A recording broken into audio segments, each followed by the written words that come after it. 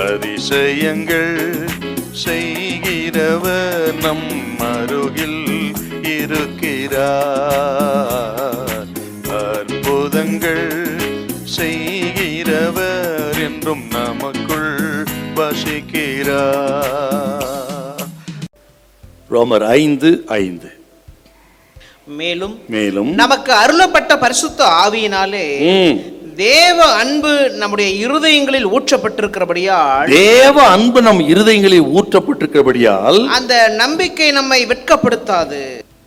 பரிசுத்த ஆவியினால் தேவ அன்பு நம் இருதயத்தில் ஊற்றப்படுகிறது. நாம் ரட்சிக்கப்படும் பொழுதே அந்த அன்பு ஊற்றப்படுகிறது. பரிசுத்த ஆவி நமக்குள்ளே வந்து வாசம் செய்ய ஆரம்பிக்கும் பொழுதே அந்த அன்பு நமக்குள்ள ஊற்றப்பட்டு அன்பு தன் வேலை செய்ய ஆரம்பிக்கிறது. ஆவின் கனிகள் அன்பு, சந்தோஷம், சமாதான, தயவு, நற்குணம், இச்சையடக்கம், இதெல்லாம் எப்பொழுது ரட்சிக்கப்படுகிறோமோ அன்றிலே இருந்து அது நம்மிடத்தில் வேலை செய்ய ஆரம்பிக்கிறது. வேலை செய்யணும்.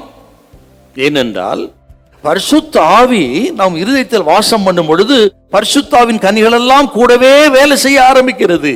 என்றால் ரட்சிக்கப்பட்ட தேவ ஜனம் இந்த அன்பின் கிரியைகள், ஆவியின் கனிகளை வெளிப்படுத்தணுங்க. விதைக்கப்படுகிற ஒரு அன்பு. ஒரு சராசரி மனிதனுக்கு இந்த தேவ அன்பை பற்றி ஒன்றும் தெரியாது. அவனுக்கு தெரிந்ததெல்லாம் தாய் தகப்பன் அன்பு, சகோதர சகோதரி அன்பு, ஒரு மனுஷன் மனுஷிக்குள்ள இருக்கக்கூடிய அன்பு. ஆக சராசரி மனிதனுக்கு தேவ அன்பை பற்றி தெரியாது. அந்த தேவ அன்பை அறிந்தவர்கள் ரட்சிக்கப்பட்ட தேவஜனம், கிறிஸ்தவர்கள், கத்திரி பிள்ளைகள். அதைத்தான் சொன்ன, ரட்சிக்கப்படும் பொழுதே நம் இருதயத்தை அன்பு ஊற்றப்படுதுன்னு சொல்லி.